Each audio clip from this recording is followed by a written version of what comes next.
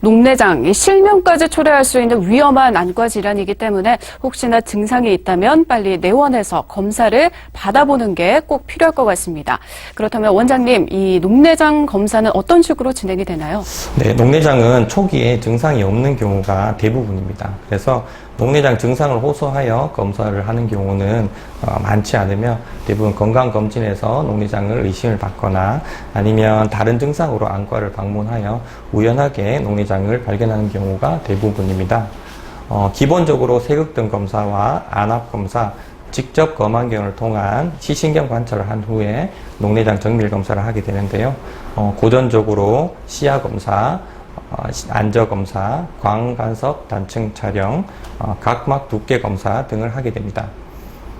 최근에는 시신경 주위의 미세혈관 분포 양상을 분석하는 검사도 하게 되는데요.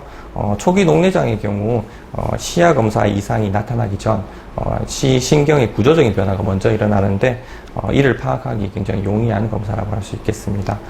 검사에 어려움은 없고 통증도 없습니다. 특별한 경우에는 눈에 산동을 하는 경우도 없기 때문에 검사 후에 일상으로의 복귀도 용이하고요. 개인차가 있겠지만 녹내장 정밀 검사는 대략 한 40분 정도 시간이 걸린다고 알고 계시면 좋겠습니다. 와, 필요한 검사가 정말 많은데요. 그렇다면 치료는 어떤가요? 이 녹내장이면 어쨌든 수술을 좀 받아야지 좋아지는 거 아닌가요? 아닙니다. 오히려 그 반대입니다. 환자분들이 그 반대로 생각하는 경우도 많은데요. 외래에서 녹내장으로 진단을 하면 수술을 못하는 병으로 알고 있는 분들이 많이 있습니다. 녹내장은 수술적 방법으로 치료를 하기도 합니다. 하지만 수술을 한다고 해서 손상된 시야가 회복되지는 않습니다. 수술의 목적은 안압을 낮추어서 적정 안압을 유지하는 것이 목표이고요. 하지만 수술로 인해서 원하지 않는 결과를 가져오기도 하고 안전한 안압까지 떨어지지 않는 경우도 있습니다. 따라서 대부분의 경우 수술은 내과적 치료를 거쳐서 안압이 조절이 되지 않는 경우 또는 안압을 아주 낮게 유지해야 되는 경우에 선택을 하게 되고요. 녹내장의 내과적 치료는 안약의 사용과 최근 도입되어서 치료되고 있는 선택적 레이저 섬유주 성형술이 있겠습니다. 네, 그렇군요. 내과적 치료가 우선이 되는 거군요. 그렇다면 정확히 어떤 방법들로 진행이 되는 건지 설명 좀 자세히 해주시죠. 녹내장의 고전적 치료는 안약의 사용입니다.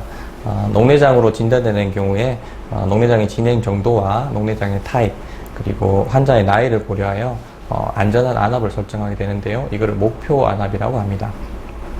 목표 안압은 환자들마다 다르며 외래 경과 관찰 중에 재설정이 필요하기도 합니다. 안약은 각 성분마다 정해진 저만 횟수와 저만 시간대가 있습니다. 예를 들면 프로스타글란딘이라는 제제가 있는데 이것은 하루에 한 번 저녁에 저만하는 것이 가장 효과적인 안약입니다. 하지만 안약은 약제 자체에 알러지가 있을 수도 있고 각각 안약에 심각하진 않지만 부작용을 가지고 있으며 하루에 여러 번 저만할 경우에 불편함으로 인해서 적정 안압, 적정 횟수를 지키지 못하는 경우가 있습니다. 또 다른 치료는 선택적 레이저 섬유주 성형술이라는 것입니다. SLT라고도 불리는데요. 외래에서 간편하게 시술할 수 있고 한 번 치료로 1년 이상의 치료 효과가 나타나기도 합니다. 안약 저만을 불규칙적으로 하거나 안약의 부작용으로 인해서 안약 사용이 어려운 환자 또는 임산부 등에서 적합한 치료라고 할 수 있는데요. 하지만 모든 환자가 대상이 되는 게 아니라는 점, 안압의 하강이 제한적이라는 장점이 있습니다. 네, 아무래도 내과적 치료는 좀 제한이 있는 것 같은데요. 혹시나 오랜 치료로 좀 내성이 생긴다든지 혹은 별다른 차도를 보이지 않을 때 이때는 수술을 좀 받아야 되겠죠? 네, 다양한 내과적 치료에도 병의 진행이 빠르고 안압이 원하는 만큼 조절되지 않는 경우에는 수술적 방법을 선택하게 됩니다. 수술은 크게 세 가지 방법이 있는데요. 섬유주 절제술, 방수 유출 장치 삽입술, 최근에 이제 사용되고 있는 최소 침습 녹내장 수술이 있습니다. 섬유주 절제술은 가장 기본적이고 고전적인 수술 방법으로서 눈의 결막을 이용하여 여과포라는 주머니를 만드는데 이곳으로 방수의 흐름을 유도하는 수술입니다. 기본적인 수술한 만큼 다양한 경우에 수술을 하게 되고요.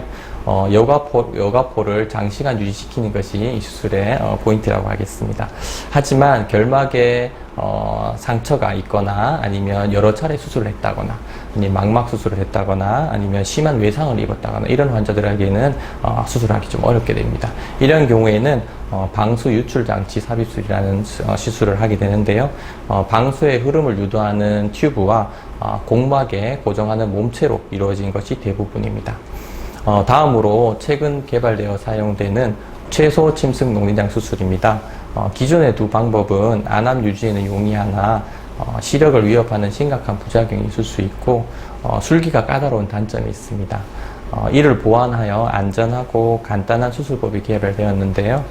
최소한의 시술로 안압을 낮추어주는 것으로서 간단하게 시술할 수 있습니다. 심각한 부작용이 없는 것이 장점이지만 장기간의 효과가 아직 입증되지 않았고 안압의 하강 정도가 충분하지 않다는 단점은 있습니다. 네, 수술 방법도 참 다양하게 있는데 이 방법들마다 장단점과 특징이 확연히 차이가 있는 것 같습니다. 꼼꼼히 비교를 해보시고 나에게 꼭 맞는 걸 선택해서 수술을 받으셔야겠습니다. 자, 그렇다면 수술 후에 바로 좀 시야가 이렇게 넓어지게 되는 건가요? 어떤 효과를 좀 기대할 수가 있죠? 수술을 한다고 시야가 넓어지고 녹내장이 치료되는 것은 아닙니다. 수술은 내과적으로 안압 유지가 어려운 환자들에게 수술로서 적정 안압을 유지시키는 것이 목적입니다. 수술 후 환자마다 상황이 다양하지만 최소 한 달 정도의 회복 기간이 필요하고요. 짧은 기간 경과 관찰이 필요합니다. 성공적인 수술인 경우 기존에 사용하던 안약은 중단하고 감염을 예방하기 위한 항생제 안약을 사용하게 되고요. 수술을 한다고 하여 병의 진행이 완전히 멈추거나 하는 것은 아니기 때문에 꾸준한 경과 관찰은 꼭 필요하겠습니다.